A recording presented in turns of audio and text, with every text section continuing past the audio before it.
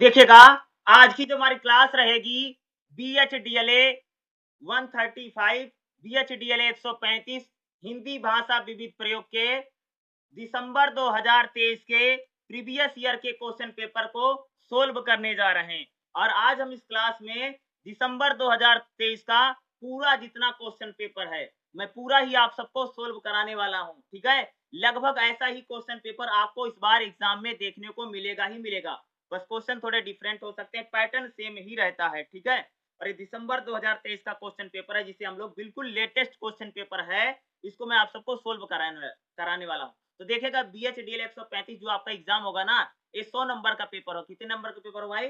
100 number का paper होगा। ठीक है, जिसमें से 35 नंबर यानी 35 नंबर क्या रहेगा आपका पासिंग मार्क है। ठीक है, और एग्जाम आपका 3 घंटे का पेपर होगा। ठीक है, एग्जाम कितने घंटे का है? 3 घंटे का पेपर होगा। यहाँ पर क्या लिख रहा नोट्स, क्योंकि इसको पढ़ना बड़ा इंपॉर्टेंट है। देखो क्या है, खंड आ में से किन्हीं 3 प्रश्नों के उत्तर देना है।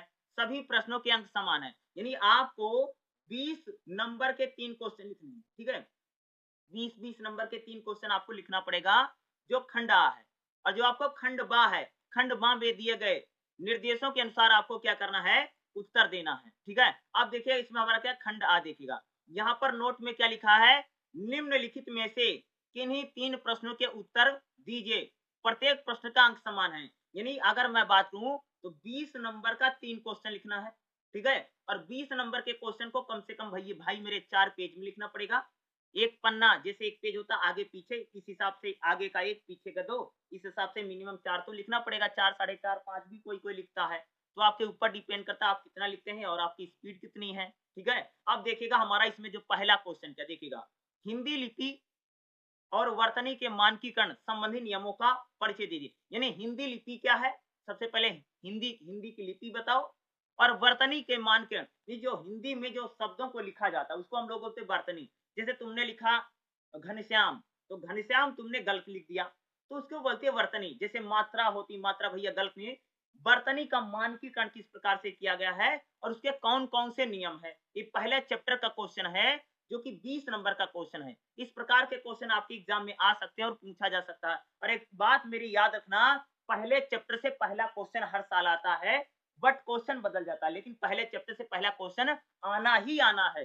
तो पहला क्वेश्चन आप इस क्वेश्चन को कैसे लिखेंगे, चलिए हम लोग इसको देख लेते हैं और आपको एग्जाम में इसको कैसे रिटर्न करना, कैसे लिखना उसको देख लेते हैं। देखिएगा आपका जो पहला क्वेश्चन है क्या है, हिंदी लिपि और वर्तनी का मानकीकरण। देखो किसी भी क्वेश्चन को अगर आपको लिखना तो सबसे पहले आपको क्या लिखनी पड़ेगी, जैसे आपको सबसे पहले क्या डालना, क्वेश्चन नंबर। ठीक है, तो आप डालेंगे क्या, क्वेश्चन नंबर फर्स्ट। ठीक है, या साइड में भी जैसे आंसर शीट होती थी यहाँ पर भी जैसे बच्चे डाल देते हैं क्वेश्चन नंबर 1 या आंसर नंबर 1, इस प्रकार से डाल दीजिएगा। और क्वेश्चन को जब हम लोग लिखना शुरू करें सबसे पहले क्या लिखनी है, भूमिका। मीन्स क्या होता है भैया, इंट्रोडक्शन।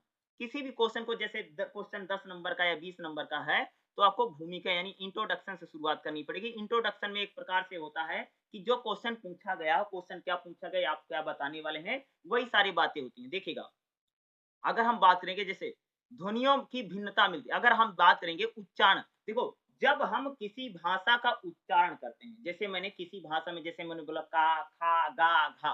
ठीक है, जब हम किसी भाषा में ध्वनियों का उच्चारण करते हैं तो ध्वनियों में हम लोगों को भिन्नता मिलती है। उसी प्रकार देवनागरी लिपि के लेखन में लिपि चिन्हों में भिन्नता पाई जाती है। यानी हिंदी की लिपि क्या भाई मेरे, देवनागरी है, और जो हिंदी की लिपि देवनागरी है उसमें ध्वनि जो होती है, उसमें जो चिन्ह है उसमें भी हमको क्या मिलता है, भिन्नता दिखाई देती है। भिन्नता में एक रूपता लाने का प्रयास भारत सरकार ने मानक देवनागरी लिपि से किया है। देखो एक चीज बताऊं, जैसे अगर एग्जांपल देखो बताऊं, ये मानकीकरण समझ रहे हो, जैसे एक बताओ, पहले तुम सबने देखा भाई भाई मेरे, हमारे देश में खा जो था इसे लिखा जाता था, रा हुआ जैसे खा लोग लिखते थे, जैसे मुझे लिखना है तो लोग ऐसे खा लिख देते थे, लेकिन अब खा का मानक बन गया, खा इसे लिखा जाएगा। तुमने बताऊं तुम्हारे घरों में जो पुरानी किताबें होंगी यानी जो धार्मिक किताबें नहीं, तो उसमें कोई कोई अक्षर ना इस टाइप का हिंदी का, जैसे एक शब्द आता झा, झा ऐसे लिखा होता तो तुम पढ़ ही नहीं पाओगे एक शब्द क्या लिखा है। देखो हिंदी में जो शब्द जैसे का, खा, गा, घा, चा, छा, जा, झा, यही जो शब्द होते हैं इन शब्दों को कैसे लिखना है, इसका भी क्या था भैया, मानकीकरण किया जाता है। भारत में एक डिपार्टमेंट है हिंदी निदेशालय, क्या है भाई मेरे, एक डिपार्टमेंट का नाम क्या है, हिंदी निदेशालय। और उसी डिपार्टमेंट जो है स्टैंडर्ड बनाता है कि भैया काय कैसे लिखेगा, काय ऐसे लिखे जाएगा, खा ऐसे लिखा जाएगा, गा ऐसे लिखा जाएगा। यानी वो पूरी तरह से क्या बनाता है, मानक बनाता है, स्टैंडर्ड बनाता है। नहीं तो का कोई कैसे लिखेगा, कोई खा अलग टाइप के लिखेगा, गा अलग टाइप के लिखेगा। इसलिए इसी को हम लोग बोलते हैं मानकीकरण। जैसे मैंने आपको एग्जांपल देकर बताया ना कि पहले खा लोग जो था लोग ऐसे लिखते थे, लेकिन आज जो खा है ऐसे लिखा जा रहा है। ठीक है, तो क्या है, अब इसका ये मानक बन गया, ये कहा का क्या बन गया, मानक बन गया। पहले ऐसे लिख देते थे लोग, खा ऐसे लिख देते थे, तो ये मानकीकरण नहीं। यानी सभी शब्दों का हम लोग क्या करते हैं, मानक बना रखा है। जैसे ना, कई सारे लोगों ने ना इस प्रकार के लिखा है। जैसे बताऊं, जैसे माँ, कुछ लोग माँ को ऐसे लिखते हैं, पहले माँ ऐसे लिखा जाता था। ठीक है, जैसे ऐसे लिख दिया। ठीक है, यानी अलग अलग शब्दों को लिखने का क्या हिंदी निदेशालय क्या करता है, मानक बनाता है, ताकि शब्दों को लिखने में यानी लिपि को लिखने में एक रूपता है। भैया यानी मान लो बिहार का आदमी लिख रहा है तो एक जैसा लिखे, हाँ, कश्मीर का आदमी लिख रहा है तो हिंदी एक जैसा लिखे, बंगाली लिख रहा है तो एक जैसा लिखे। यानी हिंदी के शब्दों के लिखने में एक रूपता लानी है, इसलिए क्या किया जाता है, उसका मानकीकरण किया जाता है। ठीक है, और एक कौन करता है, भारत सरकार का हिंदी निदेशालय। ठीक है, और केंद्रीय हिंदी निदेशालय ने 1983 में और सन 2006 में देवनागरी की लिपि और हिंदी वर्तनी का मानकीकरण की पुस्तिका प्रकाशित की।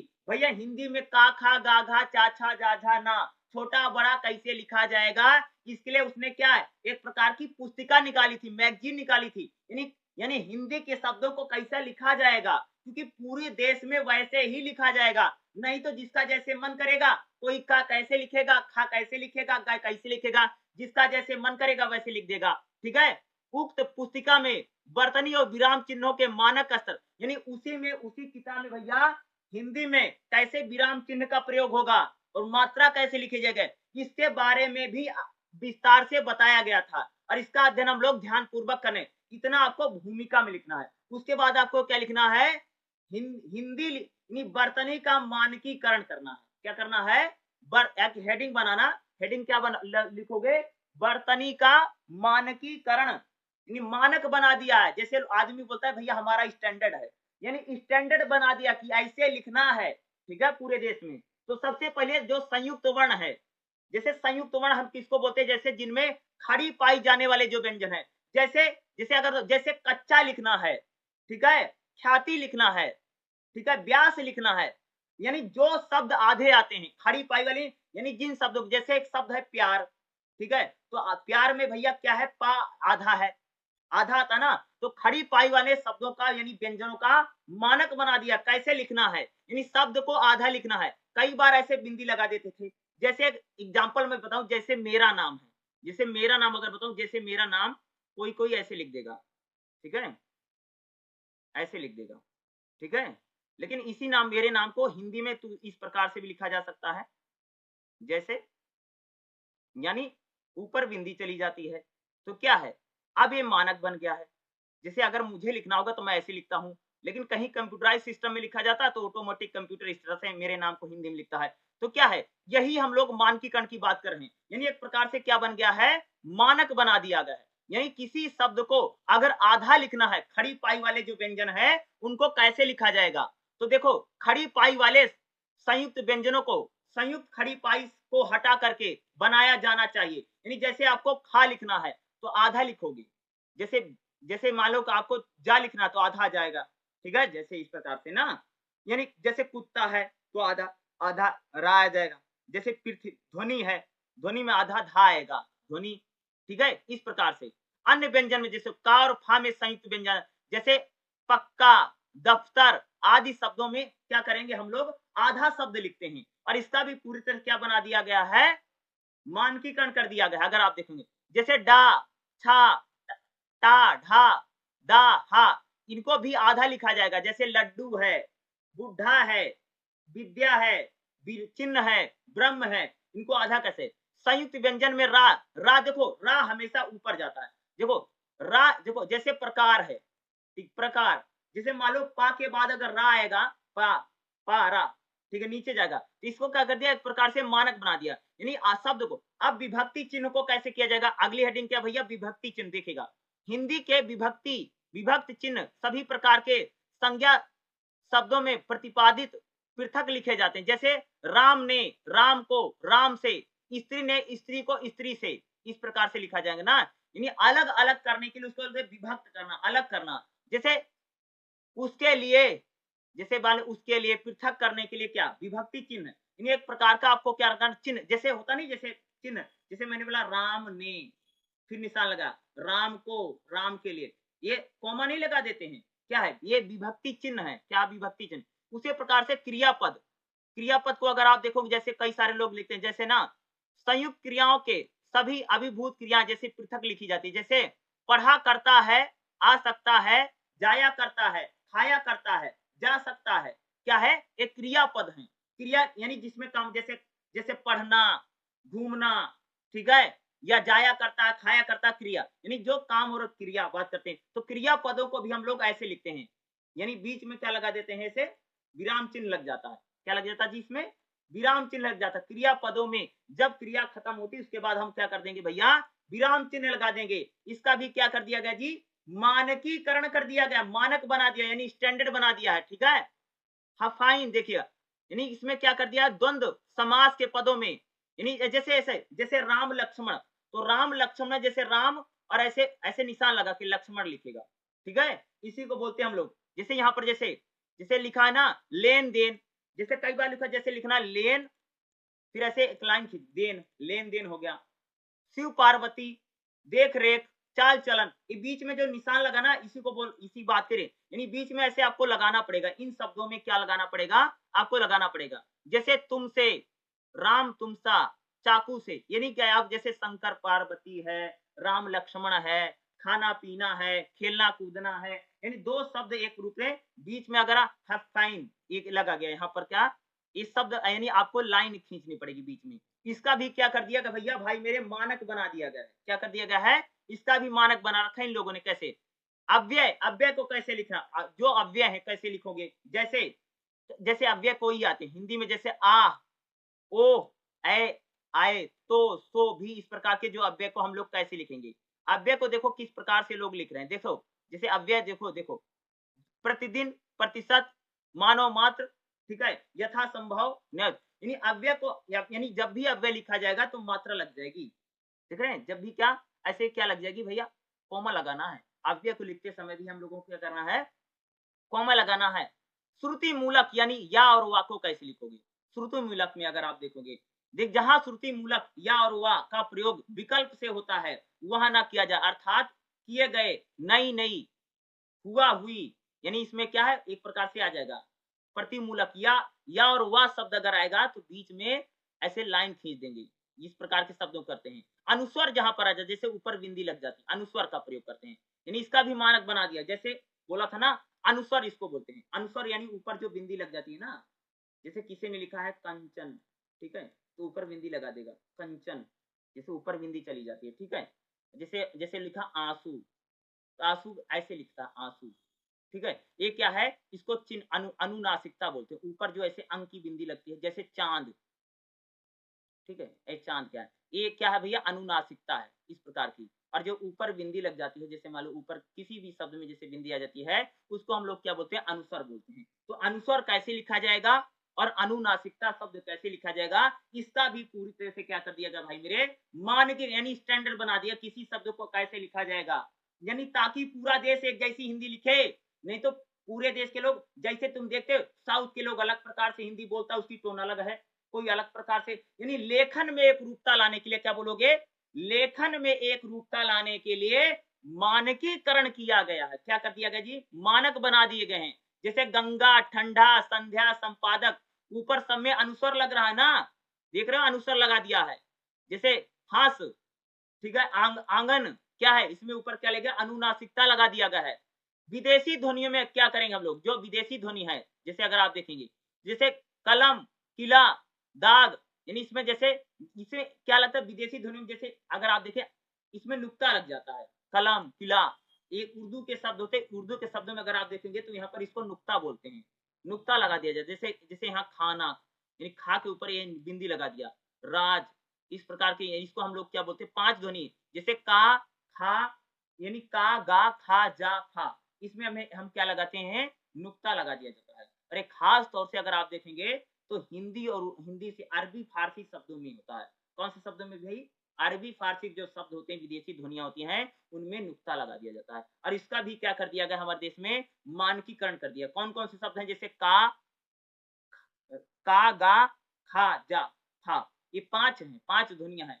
का है, गा है, खा है, जा है, था है, इनमें नुक्ता लगेगा। और अरबी फारसी शब्दों में, इसमें अंग्रेजी शब्दों में नुक्ता आएगा ही आएगा। ये भी क्या मानकीकरण कर दिया।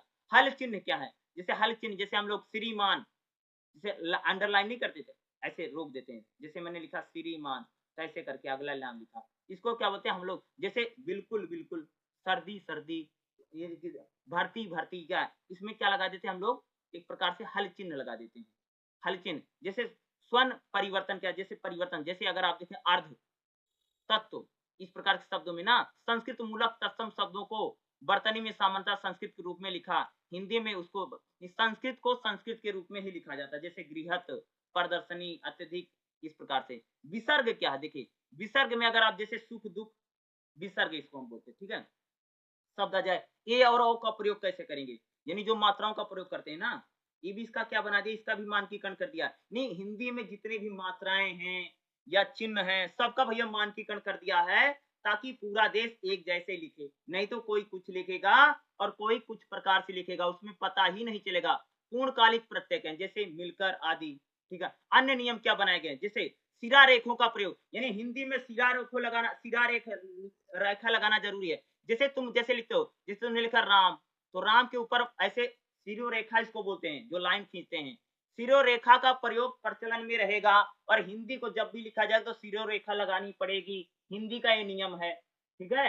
और पूर्ण विराम खड़ी पाई, जब भी आपका वाक्य खत्म हो जाएगा तो आपको पूर्ण विराम ऐसे लिखना। जैसे आपने बोला राम घर जाता है, तो बाद में ऐसे ऐसे खड़ी पाई आपको लगानी पड़ेगी। ये सारा क्या कर दिया, ये मानकीकरण किया गया। यानी हिंदी को जब भी लिखा जाएगा तो सिरो रेखा यानी ऊपर लाइन खींचनी पड़ेगी।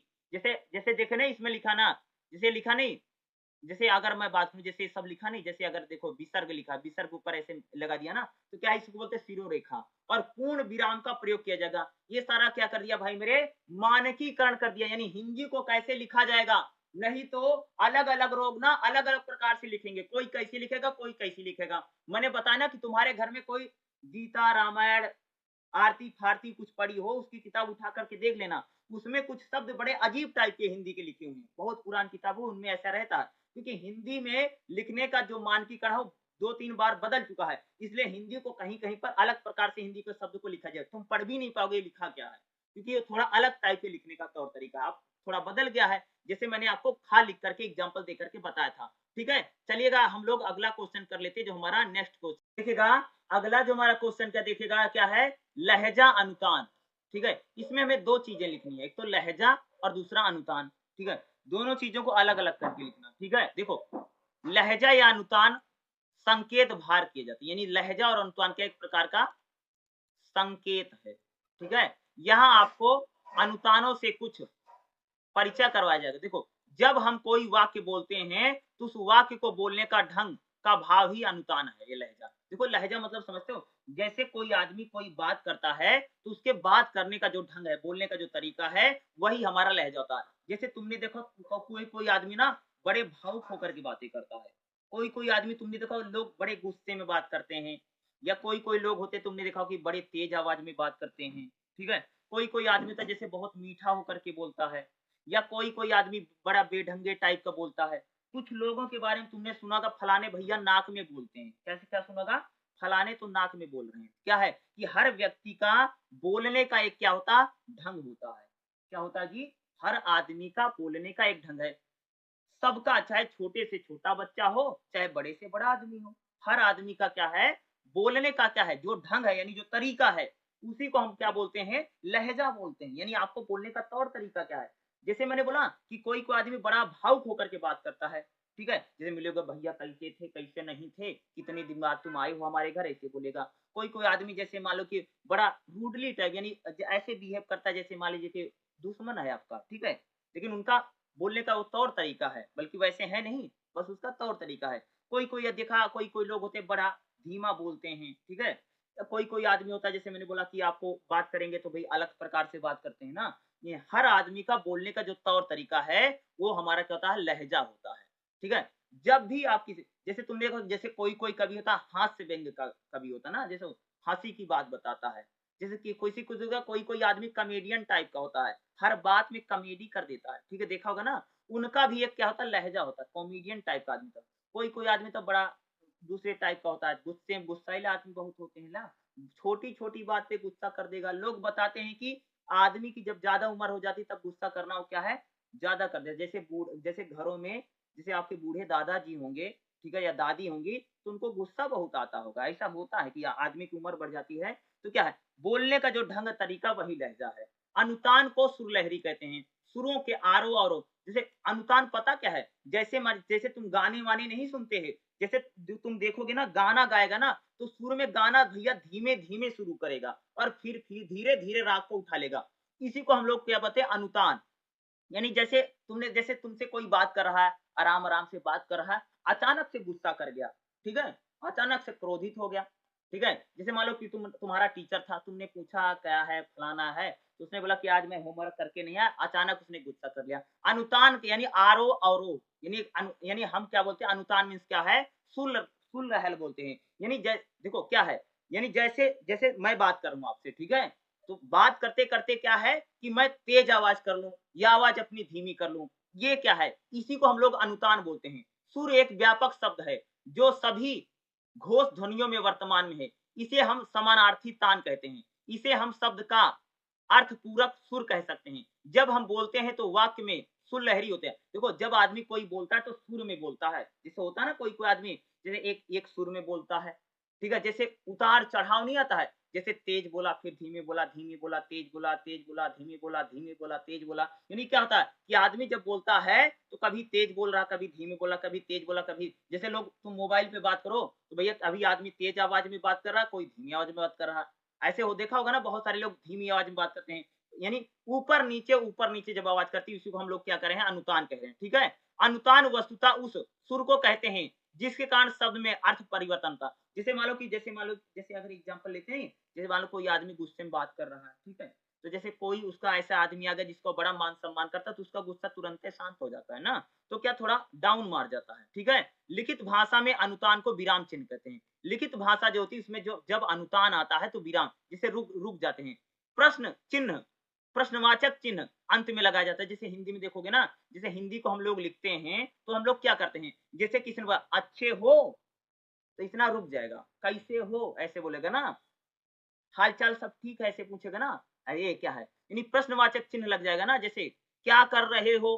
प्रश्नवाचक चिन्ह लग जाएगा। यानी जब हम लोग भाषा को लिखते हैं, तो अनुतान के लिए क्या जी? अनुतान के लिए हम लोग क्या करते हैं? विराम चिन्ह का प्रयोग करते हैं। किसका प्रयोग करते हैं? विराम चिन्ह का प्रयोग करते हैं, ठीक है? जिस वाक्य में आश्चर्य या विस्मयवादी, जैसे मान लो किसको पूछ रहा, अरे क्या कर रहे हो? कहाँ जा रहे हो? ठीक है? ये क्या हो गया? इस प्रकार के शब्दों में हम क्या विस्मय आदि बोधक चिन्ह लगाते हैं। सामान्य रूप से सूचना देने वाले शब्द को हम खड़ी पाई लगा देते हैं। एक ही वाक्य में 3 चिन्हों के साथ अलग-अलग लिखने पर अनुतान का बोध, जैसे यह बहुत अच्छा उपन्यास है। जैसे क्वेश्चन पूछा, यह बहुत अच्छा उपन्यास है, क्वेश्चन मार्क लग गया। क्या भैया ये क्या बहुत अच्छा है? ये यह बहुत अच्छा उपन्यास है, जैसे ये आदमी बता रहा है, ठीक है? यह बहुत अच्छा उपन्यास है, यह बहुत अच्छा उपन्यास है, वही कंफर्म करके बताए, ठीक है? ये क्या है, यानी बात को बोलने का तरीका बदल रहा है। क्या है जी? बात को बोलने का क्या है, तरीका बदल गया। जैसे किसी ने बोला अच्छे हो, ठीक है? अच्छे हो, जैसे पूछा अच्छे हो, या पूछा अच्छे हो नहीं, या इसी प्रकार से हम लोग जैसे बातचीत करते ना, तो जैसे मैंने आपको बोला था ना कि क्या है भाई, अनुतान क्या वही है, बोलने का जो आपका ढंग है, जो तौर तरीका है, उसी को हम लोग अनुतान कह रहे हैं, ठीक है? अनुतान क्या है, एक प्रकार से जो आपका सुर लय आ रहा है ना, ठीक है? क्या भैया? अनुतान यानी सुर लय, ऊपर नीचे आवाज़ कर रही है, अनुतान। लहज़ा बोलने का ढंग तौर तरीका है। जैसे तुमने अभी एग्ज़ाम्पल देकर के बताया कि कुछ लोग भावुक होकर के बात करते हैं, कोई कैसी बात करता है। हर आदमी का लहज़ा अलग होता है। लहज़ा यानी बोल लिख लो। यहाँ पर लिख लो, लहज़ा यानी बोलने का ढंग, और अनुतान मतलब भाषा में जो उतार-चढ़ाव आता है उसको हम क्या बोलते हैं? अनुतान बोलते हैं। अनुतान स्वयं ही एक विस्तृत विषय है, एक अधिक भेद है। इसलिए हम देखो, जैसे क्रिया, कौन जाएगा, विशेषण चाय अच्छी है, कौन जाएगा, प्रश्नवाचक चिन्ह है, चाय अच्छी है, ये तो इस प्रकार से लग गया। यानी क्या है, शब्द को जब हम बोलते हैं तो बोलने में लहजा यानी हमारा ढंग क्या है, और एक प्रकार से अनुतान जब बोलते हैं तो शब्द को जो हम उतार चढ़ाव आ रहा है उसको हम लोग क्या बोल रहे हैं, अनुतान कह रहे हैं, अनुतान कह रहे हैं ना। रोको मत जाने दो, रुको मत जाने दो, फर्क आ गया ना। जैसे किसी ने बोला रोको मत जाने दो, जैसे फिर बोला रोको मत जाने दो, क्या नहीं, बोलने का तरीका बदल गया ना भाई, क्या है, यानी शब्दों को बोलने का हम लोगों का क्या बदल गया, ढंग बदल गया, तरीका बदल गया। ये शब्दों से आप पता चले कैसे बोलने का ढंग बदल रहा है। ये दोनों उदाहरण अनुतान को स्पष्ट करने के लिए प्राय प्रयोग में लाए जाते हैं, जहां अर्ध विराम का अलग अलग स्थानों पर प्रयोग अर्थबोध में बदलाव लाने के लिए उत्पन्न किया जाता है। रोको मत जाने दो से सकारात्मक ध्वनि हो रही है, ठीक है, और रोको मत जाने दो से नकारात्मक, यानी जैसे कोई बोलेगा ना, जैसे बोलेगा भैया हमारी भलाई के लिए बोला, जैसे कोई तुमको बोल रहा है कि भाई पढ़ लिख लो, ठीक है, तो तुमको लगेगा भाई भलाई के लिए बोल रहा है। कोई बोला क्यों पढ़ रहे हो, न तो पढ़ो ना, तो क्या तुमको लगेगा नेगेटिव बातें कर रहा है, ठीक है, नकारात्मक रूप से बात कर रहा है। यानी बोलने का यही हमारा क्या है, लहजा है, क्या है जी, ये हमारा लहजा है। अनुतान क्या है, अनुतान हम लोगों ने बात कर लिया कि जैसे हम लोग फिल्मी गाने सुनते हैं, कोई भी गाने होते हैं, उनमें तुम लोगों ने देखो ना, कभी आवाज ऊपर जा रही है और कभी आवाज नीचे आ रही है। यानी जब कोई व्यक्ति बात करता है तो उसकी आवाज में जो उतार चढ़ाव है, देखिए किसी शब्द देखो हम लोग बात करते हैं तो हम किसी शब्द को बहुत जोर से बोलते हैं, होता ना, किसी व्यक्ति से बात करोगे तो कोई कोई शब्द को क्या करेगा आदमी, थोड़ा जोर से बोल देगा, थोड़ा तेज आवाज में बोल देगा। तो इन सब को हम क्या करें, ये हमारा क्या हो जाएगा, अनुतान, एक प्रकार से क्या भाई, अनुतान है। इन शब्दों में जो उतार चढ़ाव आ रहा है, ठीक है, इसको हम क्या बोलते हैं, अनुतान बोलते हैं। तो आपके लिए इंपॉर्टेंट हो सकता है लहजा अनुतान ना, 20 नंबर में आ गया है, लेकिन ये कभी कभार 10 में भी आ सकता है, इसलिए लहजा अनुतान आपके लिए इंपॉर्टेंट है। और दूसरे चैप्टर से भी कह सकते हो एक ना एक क्वेश्चन एग्जाम तो मिलेगा ही मिलेगा। तो लहजा अनुतान इस प्रकार से आपको लिखना पड़ेगा, लेकिन इसको लिखने के लिए आप ना थोड़ा भूमिका भी बना सकते हो। फिर एक काम करो, लहजा अलग लिखो, अनुतान अलग लिखो, और फिर जब आपने लहजा लिखा तो लहजा लिखा तो उसके उदाहरण लिखो, और फिर अनुतान लिखो और अनुतान का भी उदाहरण लिखो, और फिर बाद में निष्कर्ष लिखो। जब इस क्वेश्चन को इस प्रकार से लिखोगे ना तो क्वेश्चन आपका बहुत बढ़िया बन जाएगा, और 3-4 पेज में आराम से क्वेश्चन भी आ जाएगा, और आपको ऐसे ही पेपर में भी लिखना है, ठीक है। चलिए अगला क्वेश्चन, अगला जो हमारा क्वेश्चन रहेगा, दूसरे क्वेश्चन के बाद तीसरा क्वेश्चन क्या है, भाषा की शैलीगत विशेषताओं पर प्रकाश डालिए। ये क्वेश्चन काफी इंपॉर्टेंट है, और ये क्वेश्चन इस बार भी आपके पेपर में आ सकता है, इसलिए इसको भी आपको करके जाना क्या है, बहुत ज्यादा जरूरी, क्या, भाषा की शैलीगत विशेषताओं पर प्रकाश डालिए, और इसको आपको पढ़ करके भी क्या है, जाना जरूरी है, और इसको बिना पढ़े आपको जाना नहीं है, ठीक है। जिस प्रकार से दूसरा क्वेश्चन मैंने आपको करवाया था ना, क्या करवाया था, लहजा या अनुतान किसे कहते हैं, करवाया अभी क्वेश्चन ना, लहजा बताया, अनुतान बताया, ठीक है, इसको पढ़ा दिया। अब हमारा क्या है, तीसरा क्वेश्चन क्या है, भाषा की शैलीगत विशेषता, और इस क्वेश्चन को आप लोग एग्जाम में कैसे लिखेंगे, चलिए हम लोग इसको भी देख लेते हैं। क्या, जैसे हमारा क्वेश्चन नंबर 3 था, तो इस क्वेश्चन को आप लोग कैसे लिखेंगे एग्जाम में, तो देखिएगा, सबसे पहले आप लोगों को अगर आपको क्वेश्चन लिखना है तो सबसे पहले आप लोग भाषण या भाषा की, भाषा क्या होती है इसको लिख लीजिए। सबसे पहले भूमिका लिखो, ठीक है, क्या लिखना पड़ेगा क्वेश्चन में, सबसे पहले भूमिका लिखो, क्योंकि भूमिका लिखना हमारे लिए क्या है भाई, इंपॉर्टेंट है, ठीक है, क्या है, इंपॉर्टेंट है। जैसे अगर बात भाषण जो होता है हमेशा वह मौखिक भाषा में दिया जाता है, जैसे नेता होते हैं या कोई धर्म गुरु होता है या कोई बाबा वाबा होता है, तो क्या देता भैया, भाषण देता है। भाषण पहले लिखा जाता है, बाद में दिया जाता है। ज्यादातर भाषणों में हम लोगों को देखने को मिलता है कि पहले भाषण को लिखा जाता है और बाद में भाषण दिए जाते हैं। इसलिए भाषण को लिखते समय क्या है, भाषण को लिखते समय इस बात को हमें ध्यान में रखना चाहिए कि भाषण जब दिया जाएगा तो वह किस प्रकार से बोला जाए ताकि लोगों को आकर्षित कर सके, यानी अट्रैक्ट कर सके। यानी भाई जो वक्ता है, वक्ता के पास क्या है, सिर्फ शब्द हैं, शब्द इतने ज्यादा मजबूत हों कि लोग उसकी बातों को सुने। अब एक बात बताइए, आप भाषण देने खड़े हुए हैं और आपने बोलना शुरू किया, लेकिन लोग आपकी सभाओं को, आपकी सभा को छोड़ छोड़ करके जा रहे हैं, इसका मतलब क्या है कि आपका जो भाषण है वह प्रभावशाली नहीं है या लोगों को वह मन को भा नहीं रहा। इसलिए भाषण को देते समय या भाषण को लिखते समय हम लोगों को कुछ खास बातों का ध्यान रखना क्या है, बहुत ज्यादा जरूरी है। तभी हम अपने भाषण को प्रभावशाली बना सकते हैं। अरे भाई तभी तो तुम्हारा भाषण अच्छा होगा। ये हम लोगों को हम जो देखो, जब हम लोग भाषण लिख रहे हैं या भाषण दे रहे हैं, तो भाषण के जरिए हम लोगों को आकर्षित कर सकें या भाषण के जरिए हम अपनी बात को दूसरे व्यक्ति तक पहुंचाना है, तो हमारी बात वो व्यक्ति सुने, इसके लिए हमें कुछ खास बातों का ध्यान रखना चाहिए। भाषण की पहली विशेषता क्या भैया, कि भाषण में पुनरावृत्ति यानी शब्दों को दोबारा नहीं बोलना चाहिए। यानी क्या, भाषण देते समय हम लोगों को एक ही लाइन को या एक ही शब्द को बार बार दोहराना नहीं चाहिए। क्यों नहीं दोहराना चाहिए?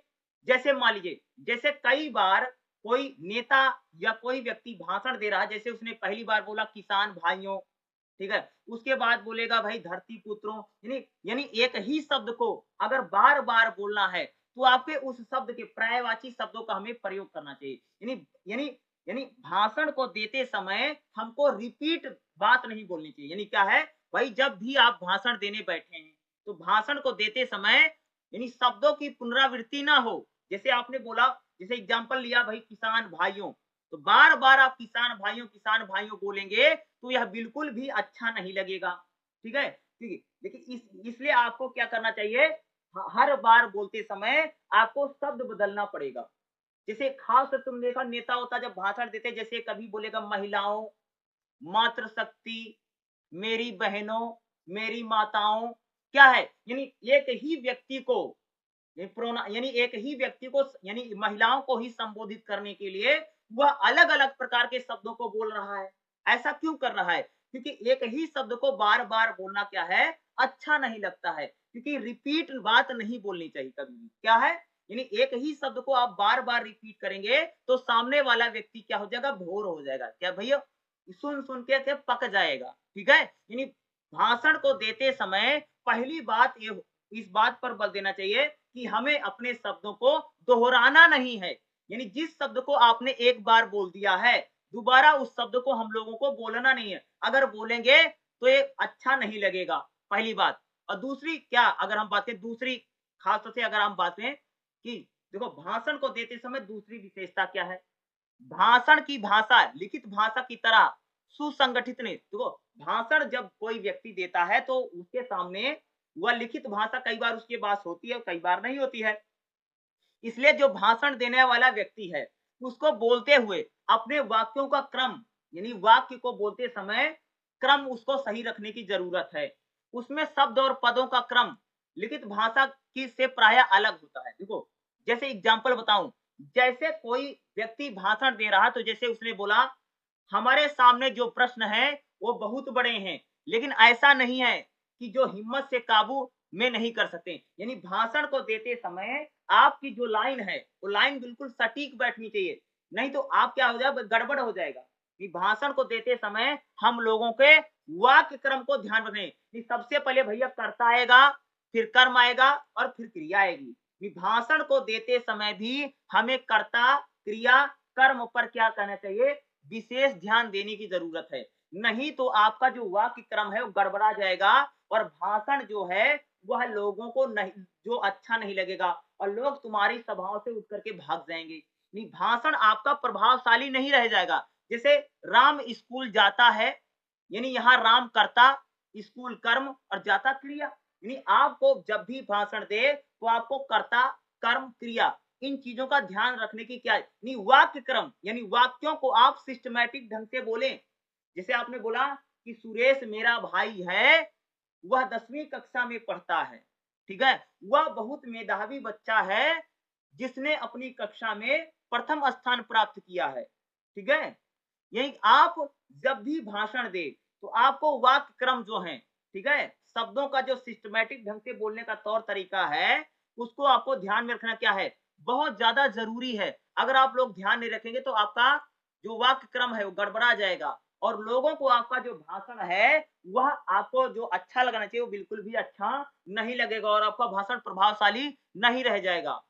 और भाषण की अगली विशेषता, उपवाक्यों का प्रयोग करना चाहिए। देखो, भाषण को देते समय अगर हमें किसी शब्द को दूसरी बार बोलना है, तो उसका हमें उपवाक्य प्रयोग करना चाहिए। जैसे जैसे यह ठीक है, यह जिम्मेदारी सरकार की है, लेकिन उतना ही जनता की भी है। यानी भाषण को देते समय हमें हम लोग अगर किसी वाक्य को बोल रहे हैं, तो उसके उपवाक्यों का भी प्रयोग करना चाहिए। यानी वाक्य रचना, यानी जब हम किसी सेंटेंस को बोलते हैं या हम लोग किसी वाक्य को बोलते हैं, तो वाक्य को बोलने के बाद हमें उसका उपवाक्य, जैसे आपने बोला लेखक, जैसे जैसे बताऊं, जैसे तुमने बोला कि भाई, जैसे तुम बोला, ये जो हमारे लेखक हैं, ये जो हमारे कलाकार हैं, ये जो हमारे विचारक हैं, यानी एक ही आदमी को अलग अलग शब्दों से संबोधित करना है। ठीक है, बार बार वही नहीं, जैसे तुमने बोला मजदूर भाइयों, ठीक है, वो आज में बोल दिया श्रमिक भाइयों, ठीक है, इस प्रकार से आपको अलग अलग नाम उसका बोलना, उपवाक्यों का प्रयोग करना है, बार बार एक ही शब्द नहीं आ रहा है, ऐसा नहीं आना चाहिए। ठीक है, जैसे बोला विद्यार्थियों, ठीक है, या अध्ययन पढ़ाई करने वाले बच्चों, यानी क्या है, यानी वो आपको क्या करना भैया, उपवाक्यों का प्रयोग करना है। यानी कलाकारों, लेखकों, विचारकों, ये हम सबकी जिम्मेदारी है। यानी आपको क्या करना है, उपवाक्य का प्रयोग कर। एग्जाम्पल बताऊं, जैसे अपने घर में, अपने गांव में, अपनी दुकान में किसी तरह से स्वदेशी वस्तु को बढ़ाएं। नहीं, क्या आपको उपवाक्य बोलना, जैसे भाई अपना घर है, गांव है, दुकान है, खेत है, खलिहान है। यानी आपको ज्यादा से ज्यादा भाषण को देते समय उपवाक्यों का क्या करना चाहिए, प्रयोग करना चाहिए, क्योंकि इससे भाषण में क्या जी भाई, सुंदरता आएगी। उपवाक्यों का प्रयोग अगर हम लोग करेंगे, ज्यादा से ज्यादा उपवाक्यों का क्या करना चाहिए, यूज करना चाहिए, प्रयोग करना चाहिए। अगर हम लोग उपवाक्यों का प्रयोग करेंगे, तो इससे भाषण की विशेषता हमारी, कि भाषण हमारा बहुत अच्छा लगेगा। अब भाषण की अगली विशेषता क्या, भाषण की सबसे खास विशेषता है, भाषण को देते समय हमें लोगों को संबोधित करना चाहिए। जैसे कोई व्यक्ति भाषण देना शुरू करता है, तो सबसे पहले वो क्या बोलेगा, बार बार जो सामने व्यक्ति खड़ा है उसको संबोधित करते हुए बोलेगा। जैसे नॉर्मली जैसे किसी से हम बात करते, सुनते हो, ठीक है, या आप नाम लेकर के किसी को बोलते हैं, जैसे मान लीजिए आपके सामने किसान बैठा है, ठीक है, तो बोलेगा हमारे किसान भाइयों, मजदूर भाइयों, मैं आपको बताना चाहता हूं, ठीक है, देशवासियों, ठीक है, या अलग अलग एक प्रकार से उस जगह का नाम लेकर के वहां के वासी बता देगा। ठीक है, दिल्ली के लोगों से मैं कहना चाहता हूँ, जैसे केजरीवाल बार बार बोलता है ना, क्या है कि मेरा कहने का मतलब है कि आपको भाषण देते समय बार बार आपको जो सामने जो जनता बैठी है उसको आपको एड्रेस करना पड़ेगा।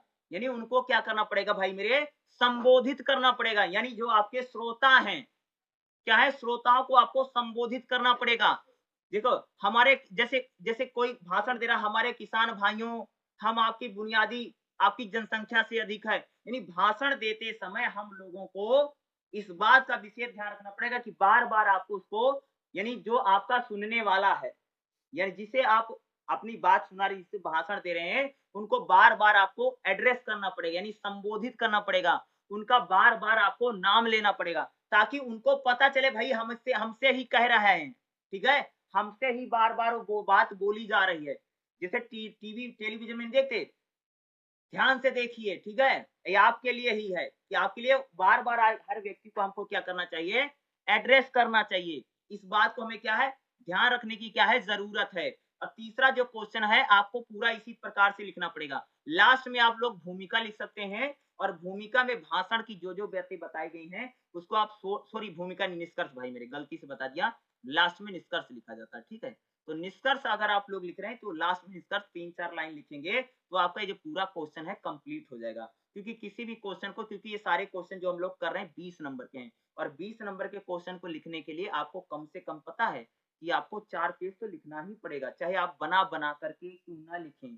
इसलिए आप लिखते समय आप बना करके लिख सकते हैं। अगर आप चीजों को समझेंगे तो आपके लिए एग्जाम में लिखना आसान हो जाएगा। इसलिए रटिए मत, ठीक है, सिर्फ समझिए। आपके पास हेडिंग होगी और आप हेडिंग को आसानी से एग्जाम में क्या कर लेंगे, एक्सप्लेन कर देंगे। ठीक है, चलिए अगला क्वेश्चन देख लेते हैं, जो हमारा नेक्स्ट क्वेश्चन है। अगला जो हमारा क्वेश्चन है, क्वेश्चन नंबर 4 क्या देखेगा, हिंदी की संवैधानिक स्थिति की चर्चा कीजिए। देखो, हिंदी को लेकर के हमारे भारतीय संविधान में क्या कहा गया, ये क्वेश्चन काफी इंपॉर्टेंट है। इस टाइप के क्वेश्चन एग्जाम में पूछे जा सकते हैं। देखो, आप सबको पता होगा कि हिंदी जो है वो 22 अगर आप देखें भाषाओं में हम लोगों ने हिंदी को शामिल कर रखा है। और हिंदी हमारी एक प्रकार की क्या है, एक प्रकार से आधिकारिक भाषा है, कामकाज की भाषा है, ठीक है। भारत सरकार हिंदी भाषा में कामकाज करती है। तो हिंदी को लेकर के भारतीय संविधान में क्या कहा गया है, यानी इंडियन जो हमारा जो भारतीय संविधान है उसमें उसको लेकर यानी हिंदी को लेकर के उसमें कौन-कौन से अनुच्छेद हैं और किस अनुच्छेद में हिंदी को शामिल किया गया और क्या कहा गया है।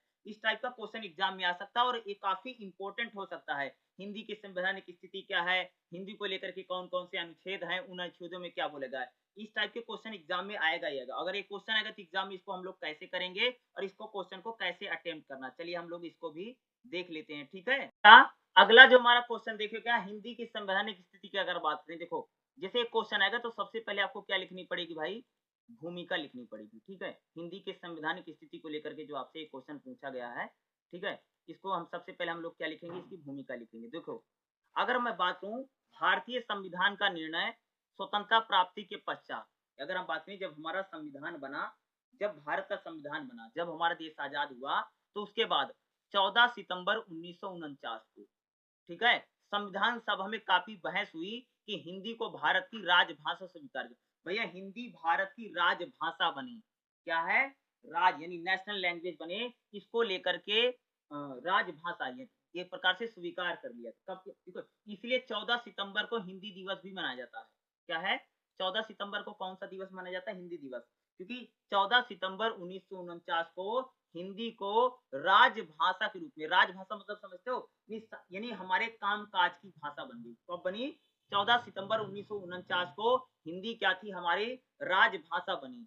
26 जनवरी 1950 को जब हमारा संविधान लागू हुआ, इसी के साथ साथ संविधान लागू हुआ और हिंदी को सरकारी कामकाज की भाषा बना लिया गया। यानी हिंदी अब हमारी क्या बन गई है, सरकारी कामकाज की भाषा। देखो अगर देखो भारत सरकार अगर कोई सूचना देती है तो अंग्रेजी में भी रिलीज होगा, हिंदी में भी रिलीज होगा, ठीक है। यानी हिंदी क्या बन गई, हमारे सरकारी कामकाज की भाषा बनी। और 14 सितंबर 1949 को, कब, 14 सितंबर 1949 को क्या किया गया था, हिंदी को भारतीय संविधान में, संविधान सभा में बहुत डिस्कस हुआ था। बहुत सारे लोग हिंदी को राष्ट्रभाषा यानी नेशनल लैंग्वेज बनाने के पक्ष में थे, लेकिन कई सारे इसमें काफी विवाद था और तमिलनाडु के लोगों ने काफी विरोध किया था, खासतौर से अगर मैं बात करूं, ठीक है। उसके बाद कह सकते हैं हिंदी को नेशनल लैंग्वेज तो नहीं बन पाई, हिंदी को राजभाषा यानी कामकाज की भाषा बनी, किंतु अंग्रेजी के स्थान पर हिंदी का प्रयोग एकदम से शुरू कर देना असंभव था। देखो हमारे संविधान में भैया हिंदी को राजभाषा तो बना लिया, लेकिन जब हमारे देश आ जाओ उस समय हमारे यहाँ पर पूरा काम अंग्रेजी में होता था और अचानक अंग्रेजी से हिंदी में कन्वर्ट करना यानी बदलना बहुत मुश्किल था। इसलिए बोला गया था कि धीरे धीरे अंग्रेजी का इस्तेमाल हम लोग कम करते चले जाएंगे और हिंदी का इस्तेमाल जो है वह बढ़ता चला जाएगा। इस चीज को लेकर के क्या किया गया, तो बात की गई थी, ठीक है।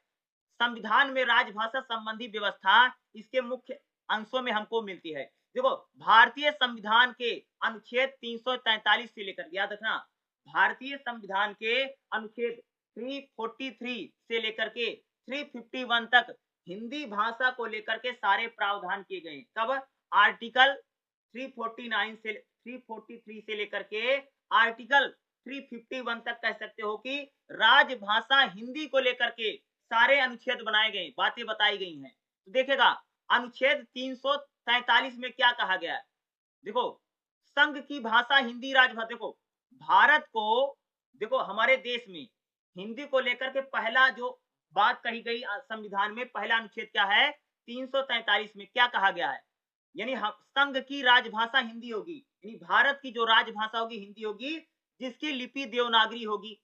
ये बात कहा गया है और सरकारी कामकाज की भाषा के रूप में हिंदी का प्रयोग किया जाएगा और भारत सरकार हिंदी के अंकों का प्रयोग करेगी, यानी अंक भी, यानी जो नंबर लिखे जाएंगे वो हिंदी के अंकों को लिखा जाएगा।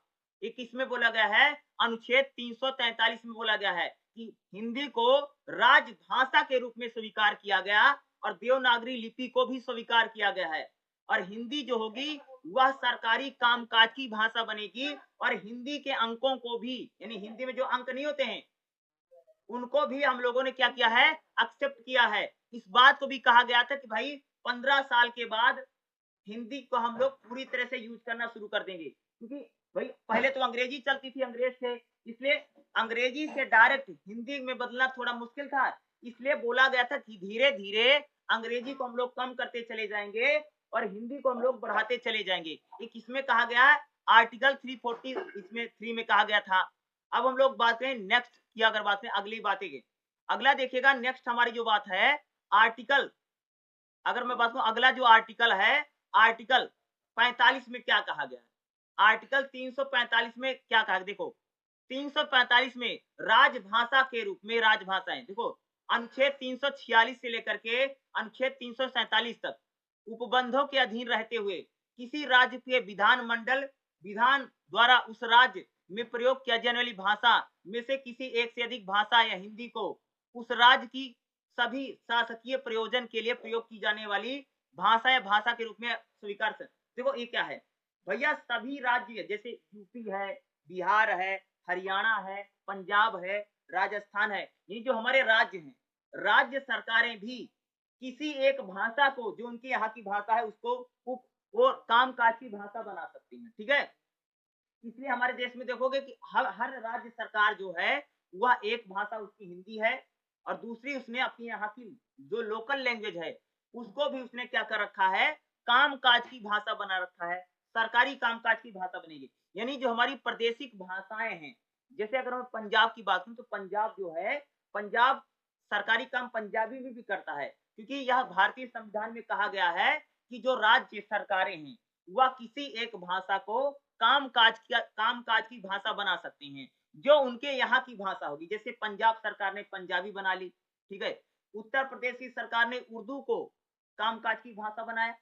उसी प्रकार से अगर मैं बात करूं, जैसे अब गुजरात की बात करूं, उन्होंने गुजराती को कामकाज की भाषा बनाया, बंगाल ने बंगाली को कामकाज की भाषा बनाया, हिंदी भी है लेकिन साथ में वो भी बनी, ठीक है। उसी प्रकार से अलग अलग जो हमारे राज्य हैं, यानी राज्यों को एक एक प्रकार से छूट दी गई है कि उनके यहाँ की जो क्षेत्रीय भाषा है, जो लोकल लैंग्वेज है, उसमें भी राज्य सरकारें क्या कर सकती हैं, काम कर सकती हैं। यानी राज्य राज्य का जो विधानसभा है या जो विधानमंडल है वह क्या कर सकता है, एक प्रकार से किसी अन्य भाषा में भी अपने सरकारी कामकाज को कर सकता है। सरकारी जो आयोजन होंगे के लिए अंग्रेजी भाषा का प्रयोग किया जा सकता है। कहा गया कि सरकार की तरफ से अगर कोई फंक्शन होगा, कुछ भी होगा, तो वहां पर अंग्रेजी भाषा का प्रयोग हो सकता है, जिसके लिए उसका संविधान प्रारंभ में ठीक से पहले प्रयोग किया जाता हो, ठीक है। इस बात को बोलेगा। अनुच्छेद 346 में क्या बोला गया है कि एक राज्य दूसरे राज्य के बीच, किसी राज्य या संघ के बीच जो पत्र व्यवहार होगा राजभाषा में ही किया जाएगा। यानी जैसे मान लीजिए कि हरियाणा सरकार को, भैया मान लीजिए उड़ीसा सरकार से बात करनी है, तो वह जो राजभाषा होगी उसी में बात करेगा। यानी अलग अलग जो राज्य सरकारें हैं वह सिर्फ राजभाषा में ही बात करेंगी। ऐसा नहीं है कि जिसका जो मन आ रहा है उसी भाषा में बात कर रहा है, ऐसा नहीं करना है। यानी एक राज्य दूसरे राज्य से या संघ से, या जो संघ प्रदेश हैं उनसे राजकीय भाषा में ही बात करेगा, जिसे लेटर वोटर भेजेगा, इस बात को। परंतु यदि दो या दो से अधिक राज्य यह करार करते हैं कि उन राज्यों के बीच पत्र की राजभाषा हिंदी होगी, तो ऐसे पत्र के लिए उस भाषा का प्रयोग किया जा सकता है। यानी राज्य डिसाइड कर सकते हैं कि उन दोनों को आपस में किस भाषा में बात करना है। और ज्यादातर यही बोला गया कि भैया हर एक जो राज्य होगा, ठीक है, वह राजभाषा में ही बात करेगा, ठीक है। जो उसकी राजभाषा होगी वह अपनी राजभाषा में ही दूसरे राज्य को क्या लिखेगा, लेटर लिखेगा। ऐसा नहीं है कि जैसे पंजाब सरकार को बिहार सरकार लेटर लिख रही तो किसी अलग भाषा में लिख रही, कुछ और भाषा जो उसकी राजभाषा नहीं, राजभाषा से हटके किसी दूसरी भाषा में लिख रही, ऐसा नहीं करना है, ठीक है। अनुच्छेद 347 में क्या बोला गया देखिएगा, किसी राज्य की जनसंख्या के किसी भाग द्वारा बोले जाने वाली भाषा के संबंध में विशेष प्रावधान है। यदि किसी नियमित कोई मांग किए जाने पर राष्ट्रपति यह समाधान हो सकता है, किसी राज्य की जनसंख्या का पर्याप्त भाग यह चाहता है कि उसके द्वारा बोले जाने वाली भाषा को राज्य द्वारा मान्यता दी जाए, तो वह निर्देश दे सकता है ऐसी भाषा को राज्य की राजभाषा बना दिया जाएगा। जैसे मान लो भैया कि किसी राज्य में कोई भाषा है, बोली जाती है, अगर वहां के लोग उसको लिखकर दे देंगे, अगर वहां मांग उठेगी तो वहां उस भाषा को राजभाषा बनाया जा सकता है। क्या बनाया जा सकता है? राजभाषा बन सकती है। अगर जनता मांग करे कि हमारे राज्य में इस भाषा को राजभाषा बना दिया जाए, तो उस राज्य में उस भाषा को राजभाषा बना दिया जाएगा। इसके लिए राष्ट्रपति को लेटर लिखना पड़ेगा और एक दो आदमी नहीं, बहुत बड़ी संख्या में मांग करनी पड़ेगी। ठीक है? तब जो राष्ट्रपति हैं वह किसी भी राज्य में किसी भी भाषा को राजभाषा बनाने की क्या है? है। ठीक है? जैसे अगर आप देखेंगे एक भाषा है मैथिली। क्या है? मैथिली थी। ठीक है? पहले देखोगे 22 भाषाओं में शामिल नहीं थी, लेकिन जब मैथिली है वो क्या है, हमारी 22 भाषाओं में शामिल किया गया है। लेकिन अभी तक देखेंगे जो भोजपुरी है, भोजपुरी भारतीय संविधान की 22 भाषाओं में शामिल नहीं हो पाई। ठीक है? तो मैथिली शामिल हो गई। तो वही कहने का मतलब क्या है कि अगर किसी भाषा भाषा के बोलने वाले लोग अगर मांग करेंगे कि इसको भी 22 भाषाओं में जोड़ा जाए, तो उसको 22 भाषाओं में जोड़ जरूर दिया जाता है। लेकिन इसके लिए राष्ट्रपति का साइन वाइन होगा, तब जाकर के वो भाषा कोई भाषा बनेगी। लेकिन वहां के लोग बड़ी संख्या में उसकी मांग करेंगे, तब जाकर के कोई भाषा राजभाषा राजकाज की भाषा बनेगी। ठीक है? अनुच्छेद 48 में क्या बोला गया है कि भैया जो हमारे सुप्रीम कोर्ट हैं, जो हाई कोर्ट हैं, ठीक है, ये लोग क्या करेंगे, उसी भाषा का प्रयोग करेंगे जो हमारे राजकाज की भाषा होगी। ठीक है? खास तौर से हमारे जो सुप्रीम कोर्ट है, सुप्रीम कोर्ट मात्र अंग्रेजी में काम करता है। आज भी भारत में जो सुप्रीम कोर्ट है, दिल्ली में जो सुप्रीम कोर्ट है भाई, वह अंग्रेजी में काम करता है, हिंदी में उसका कोई नहीं बात है।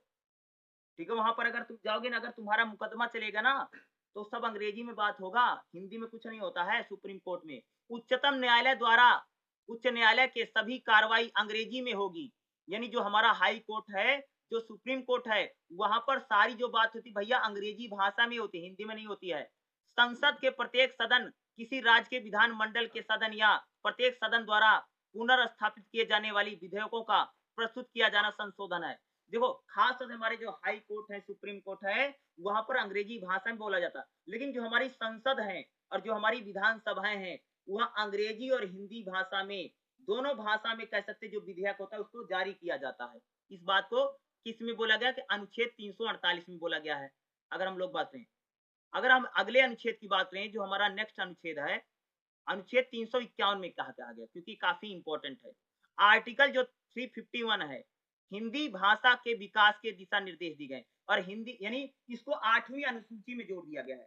यानी जो हमारी 22 भाषा इस कौन सी अनुसूची में है? 8वीं अनुसूची में जोड़ दिया गया है। संघ का यह कर्तव्य होगा कि वह हिंदी भाषा का प्रसार बढ़ाएगा। देखो आर्टिकल 351 बोला गया है कि हमारे राज्य का यह आदेश है, यानी कर्तव्य है, उसका काम है कि हिंदी भाषा को बढ़ाए, उसका विकास करे, ताकि भारत में सामरिक संस्कृति का विकास हो, उसकी प्रकृति में हस्तक्षेप के बिना हिंदुस्तानी और 8वीं अनुसूची में भारत की अन्य भाषाओं के रूप में जोड़ दिया जाता है। क्या है भैया? आर्टिकल 351 में अगर आप देखेंगे तो कह सकते हैं उसमें क्या कर दिया गया है, हिंदी यानी हिंदी को 8वीं अनुसूची में जोड़ दिया गया है और राज्य से यानी सरकार से क्या कि जो सरकार है हिंदी को बढ़ाने के लिए सभी तरह के क्या करेगी जी? प्रयास करेगी। क्या करेगी? प्रयास करेगी। और हमारी संविधान में 22 भारतीय भाषाएं हैं। भारतीय संविधान में 22 भारतीय भाषाएं हैं। कौन कौन सी? ध्यान देना, असमिया, कश्मीरी, संस्कृत, बंगला, मलयालम, गुजराती, मराठी, तमिल, हिंदी, उड़िया, तेलुगु, कन्नड़, पंजाबी, उर्दू, सिंधी, नेपाली, मणिपुरी, कोंकणी, डोगरी, मैथिली, बोडो, संथाली। ये 22 भाषाएं हैं। ये 22 भाषाएं क्या हमारे संविधान में, इसको संविधान में जोड़ा गया है और इन 22 भाषाओं को क्या मिली है? मान्यता मिली है। ठीक है? हमारी सरकार जो होगी इन 22 भाषाओं में क्या करेगी? सरकारें क्या करेंगी? काम करेंगी। असमिया, कश्मीरी, संस्कृत, बंगला, मलयालम, गुजराती, मराठी, तमिल, हिंदी, उड़िया, तेलुगु, कन्नड़, पंजाबी, उर्दू, सिंधी, नेपाली, मणिपुरी, कोंकणी, डोगरी, मैथिली, बोडो, संथाली। ठीक है? क्या है? ये 22 भाषाएं हैं जिनको भारतीय संविधान में क्या किया गया है भाई? जोड़ा गया है। ये 22 भाषाओं का नाम बना करके टेबल बनाना अच्छे से कौन कौन सी 22 भाषाएं हमारे संविधान में जोड़ी गई हैं, क्योंकि इस प्रकार इसको ऐसे मत लिखना, इसको बाकायदा टेबल बना के लिखना। इससे क्या होगा, आपको एग्जाम में ज्यादा से ज्यादा मार्क्स मिल सकता है। इस बात को ध्यान रखिएगा, क्योंकि ये क्वेश्चन काफी इंपॉर्टेंट है। इस टाइप का क्वेश्चन एग्जाम में आ सकता है, और हर एक अनुच्छेद में क्या बोला गया, क्या कहा गया है, इसको आपको अलग अलग से लिखना है, ठीक है, ताकि आपके एग्जाम में ज्यादा से ज्यादा क्या आ सके, मार्क्स आ सके, नंबर आ सके, ठीक है। चलिए अगला क्वेश्चन देख लेते हैं, ठीक है। देखिएगा जो हमारा नेक्स्ट क्वेश्चन रहने वाला, अगला क्वेश्चन देखिएगा क्या है। पांचवा क्वेश्चन देखिए क्या है, निम्नलिखित में से किन्हीं दो पर संक्षिप्त टिप्पणी करना है। दो पर, जैसे पहला क्या है भैया, विलोम शब्द, दूसरा कार्यालय हिंदी, तीसरा क्या है, शब्दकोश ढूंढना, और पांचवा क्या है। इसमें से हम लोग क्या कर लेंगे, खास तौर से आप लोग ये 10-10 नंबर का, इसको तो आप नॉर्मली भी कर सकते हैं, ठीक है, ऐसा नहीं आप कर नहीं सकते हैं। लेकिन विलोम शब्द क्या था, विलोम तो आप सबको पता, विलोम शब्द क्या भैया, जो उल्टा शब्द है, जैसे दिन का रात, ठीक है, दिन का क्या रात हो गया, अच्छा का बुरा हो गया, ठीक है, ठीक है, काला का सफेद हो गया, ठीक है। इसी को हम क्या बोलते हैं, विलोम शब्द, यानी जो उल्टे शब्द होते हैं उन्हीं को हम लोग क्या बोलते हैं, विलोम शब्द बोला जाता है। इस तो सबको पता ना भाई, जो विपरीत शब्द होते हैं, विपरीतार्थी शब्दों को हम लोग क्या बोलते हैं, विलोम शब्द बोलते हैं। विलोम शब्द तो भाई आप सबने छोटी क्लासों में खूब पढ़ा होगा, विलोम शब्द क्या है। जैसे मैंने बोला ना, दिन रात, पति पत्नी, उल्टा बिल्कुल बोलना ना, ठीक है, आग पानी, बिल्कुल उल्टा शब्द जो उसको कार्यालय हिंदी कहती, जैसे बता दूंगा। देखो कार्यालय हिंदी यानी जो हमारे ऑफिस होते हैं, दफ्तर होते हैं, कार्यालय में जिस हिंदी का प्रयोग किया जाता है उसे हम बोलते हैं कार्यालय हिंदी। ये आपका तीसरे चैप्टर में आपको मिलेगा, जो प्रयोजन मूलक हिंदी है उसी में आपको मिलेगा कार्यालय हिंदी। कार्यालय हिंदी उसको बोलते हैं जो हमारे दफ्तर होते हैं, जो ऑफिस होते हैं, जो सरकारी कार्यालय होते हैं, उसमें देखते हैं उसमें जो लोग कैसे बोलते हैं, जैसे बोलेंगे कि आपको आदेश दिया जाता है, ठीक है, या आपको सूचित किया जाता है, ठीक है, आपको तत्काल प्रभाव से यहाँ से हटाया जाता है। कार्यालय में तो इसी प्रकार की हिंदी बोली जाती है ना, जो हमारे दफ्तर होते हैं, जो हमारे ऑफिस होते हैं, चाहे सरकारी हो चाहे प्राइवेट हो, वहां पर तो भाई इसी प्रकार की लोग वहां पर हिंदी बोल रहे हैं, कार्यालय हिंदी में ना, ऐसे वो हिंदी बोलते हैं। जैसे वहां पर कार्यालय में अगर कोई लेटर लिखेगा, आपको सूचित किया जाता है कि आपका यहाँ से ट्रांसफर हो गया, बदली हो गई है, और आपकी फलाना फलाना तारीख पर फलाने फलाने जगह जाकर के आपको नौकरी ज्वाइन करना है, आपको अपना पद ग्रहण करना है, ऐसे बोला, आपको अपना पद ग्रहण करना है। ये क्या है, कार्यालय में इसी प्रकार की हिंदी बोली जाती है। क्या है, कार्यालय में भाई इसी प्रकार की तो हिंदी बोली जाती है, अगर हम लोग बात करेंगे। अगला क्या है, शब्दकोशों को ढूंढना, यानी जैसे डिक्शनरी नहीं होती है, उसी में शब्दों के जो अर्थ ढूंढे जाते हैं, शब्द का अर्थ क्या है, उसी को हम लोग क्या बोलते हैं, शब्दकोश बोलते हैं, ठीक है। तो खास तौर से जो पांचवा क्वेश्चन है, देखो एग्जाम में जो पांचवा क्वेश्चन है करना आसान है। इसमें सिर्फ दो, जैसे विलोम शब्द 10 नंबर का हो गया, कार्यालय हिंदी 10 नंबर की है, शब्दों के शब्द ढूंढना 10 नंबर का है, अव्यय 10 नंबर का है। तो इसमें क्या है कि इसमें दो लिख दोगे, जैसे का खा गा घा, इसमें जैसे दो करने हैं, ऐसा नहीं कि आपने एक लिख दिया, एक लिखने से नहीं पा, जैसे मैंने शब्द विलोम शब्द बता दिया, कार्यालय हिंदी बता दी, तो मैंने दो बता दिया ना, तो क्या हो गया, हमारा एक कंप्लीट हो गया। तो दो लिखना पड़ेगा, और 10 नंबर के लिए ओनली दो पन्ने लिखना, एक पेज का ना आगे पीछे इतना लिखना है, ज्यादा नहीं लिखना। और जैसे दूसरा लिखोगे, जैसे कार्यालय हिंदी लिखोगे, तो एक पन्ना लिया, आगे लिखा पीछे लिखा, इतना ही लिखना होता है, ठीक है। जो पांचवा क्वेश्चन होता है आपको इसी प्रकार से सोल्व करना पड़ेगा, ठीक है। अव्यय क्या होता है इसको आप देख लेना, ये काफी इंपॉर्टेंट है। चलिएगा हम लोग पांचवा क्वेश्चन तो आप लोग इजी आसानी तरीके से कर सकते। देखो 5 क्वेश्चन आएगा, देखो पहले खंड में अगर आप देखें 5 क्वेश्चन आता है, जिसमें से आपको 3 करना है, 20-20 नंबर के नॉर्मली बनेगा, 3 लिखना पड़ेगा। अब हमारा क्या भाई, खंडवा क्या आ गया है, अगला हमारा क्या, खंडवा देखिएगा। इसमें क्या है, इस खंड के सभी प्रश्न अनिवार्य हैं, यानी इसमें सभी क्वेश्चन करना जो भी दिया गया है। तो इसमें देखिए हमारा कौन कौन से दिए गए, देखिए निम्नलिखित में से किन्हीं 5 परिभाषिक शब्दों का अर्थ स्पष्ट कीजिए। ये क्या है, परिभाषिक शब्द हर साल आता है, इस बार भी आया है, ये 5 परिभाषिक शब्द आएंगे, टोटल 6 आया है। अगर देखेंगे कौन कौन सा परिभाषिक, जैसे भूस्खलन है, वायुमंडल है, ठीक है, रडार है, तेल कुंड है, भूकंप है, वेबसाइट है। परिभाषिक शब्द कितने नंबर का है, एक 3 नंबर का है, और परिभाषिक शब्द लिखने कम से कम 3-4 लाइन में लिखना पड़ेगा। परिभाषिक जिनकी परिभाषा भाई भूस्खलन का तो उसके बारे में बता दो, वायुमंडल क्या होता है, तेल कुंड, भूकंप क्या है, आता नहीं भूकंप। ये परिभाषिक शब्द आएगा ही आएगा, छठा क्वेश्चन परिभाषिक शब्द आता ही आता है। अब ये परिभाषिक शब्द को कैसे लिखना है, चलिए हम लोग इसको भी क्या कर लेते हैं, देख लेते हैं, ठीक है। अगर हम लोग खंड बा की बात करें तो इसमें देखिए क्या लिखा है, नोट क्या लिखा है, इस खंड के सभी प्रश्न क्या है, अनिवार्य हैं। जैसे अगर आप देखेंगे क्वेश्चन नंबर 6 हमारा क्या है, निम्नलिखित में से किन्हीं 5 परिभाषिक शब्दों यानी विशिष्ट शब्दों के अर्थ आपको क्या करने हैं, स्पष्ट करने हैं, ठीक है। जैसे अगर आप देखेंगे इसमें क्या, जैसे भूखनन, वायुमंडल, रडार, तेलकुंड, भूकंप, वेबसाइट, यानी 6 दिए गए हैं और इसमें से आपको क्या करना, 5 को ही लिखना है, ठीक है। 6 आता है और एक परिभाषिक शब्द हर साल आता है, याद रखना, ठीक है। और देखो एक परिभाषिक शब्द 3 नंबर का है, ठीक है, और 5 लिखे, क्या 3 पचे 15, यानी 15 नंबर का टोटल है और एक क्या है 3 नंबर का। देखो 3 नंबर के लिए अगर मैं आप बताऊं कितना लिखना है तो भाई मेरे 4-5 लाइन लिखना, इससे ज्यादा नहीं लिखना है, या 1-2 लाइन लिख देना, ठीक है, इससे ज्यादा नहीं लिखना होता परिभाषिक शब्दों के लिए।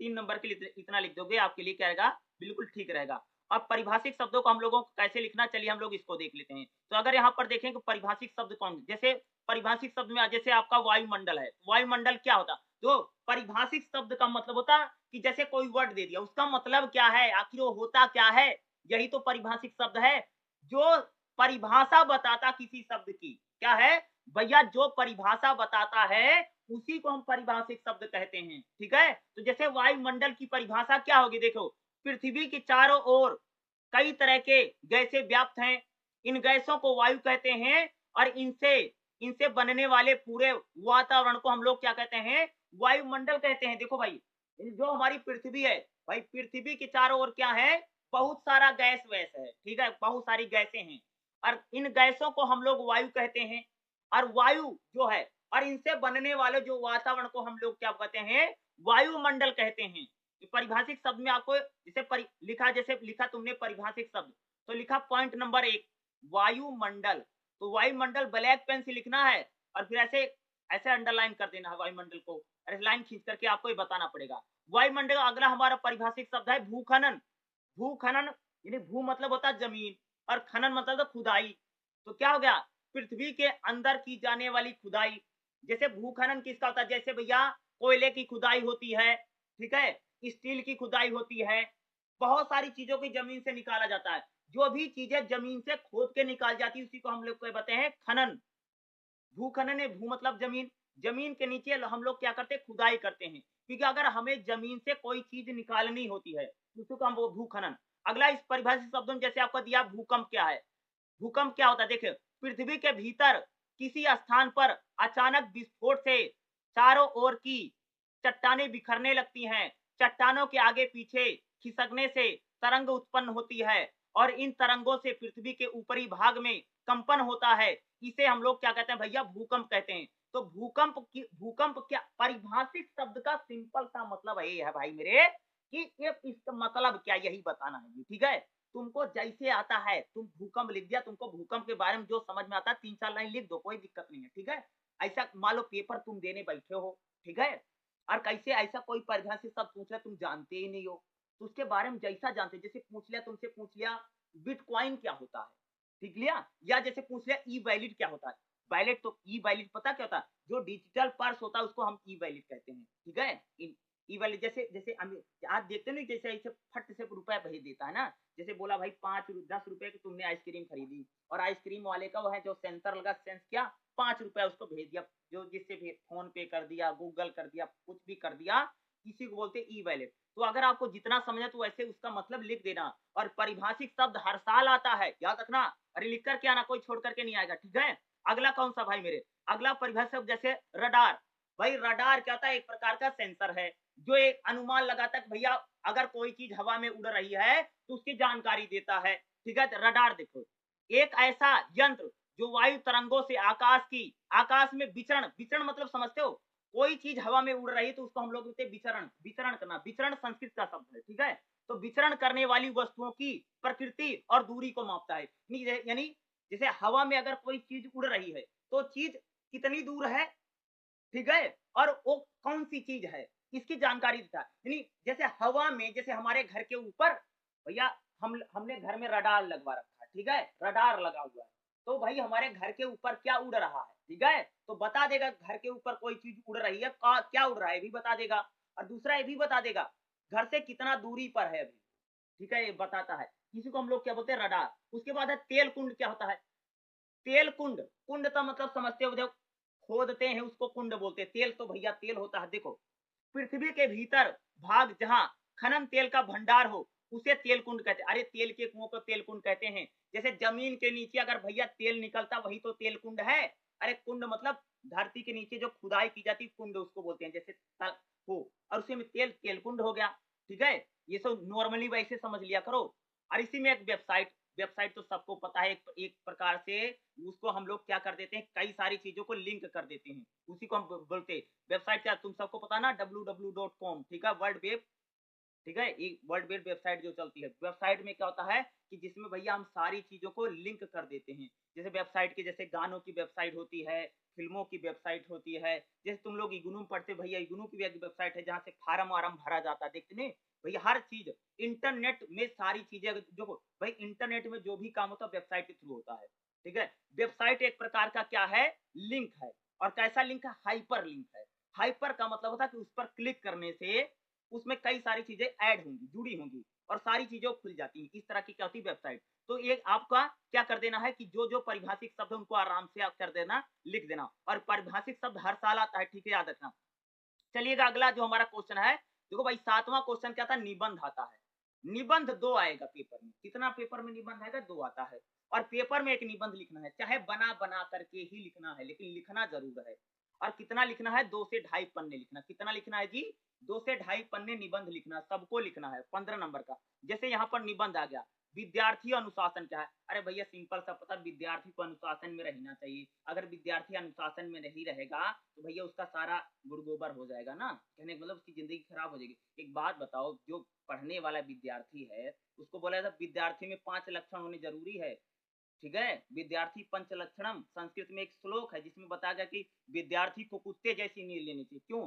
कि ऐसा नहीं कि कुंभकर्ण की तरह सोता रहे, ऐसा विद्यार्थी नहीं होना चाहिए, कुत्ते जैसी नींद ले, ठीक है? और उसका ध्यान बगुले जैसा होना चाहिए, बगुले का जैसे ध्यान नहीं होता है?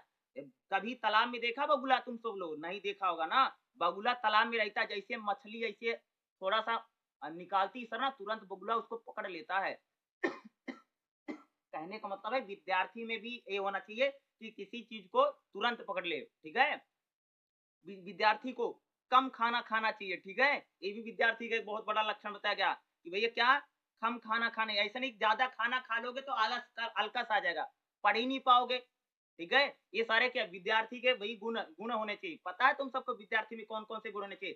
संस्कृत में एक श्लोक आता है, कल मैं श्लोक तुम सबको सुना दूंगा, अभी हमको ध्यान नहीं आ रहा, ठीक है? नहीं सुना दें। अनुशासन भैया, अनुशासन डिसिप्लिन को बोलते हैं, अंग्रेजी का एक बड़ा शब्द है डिसिप्लिन।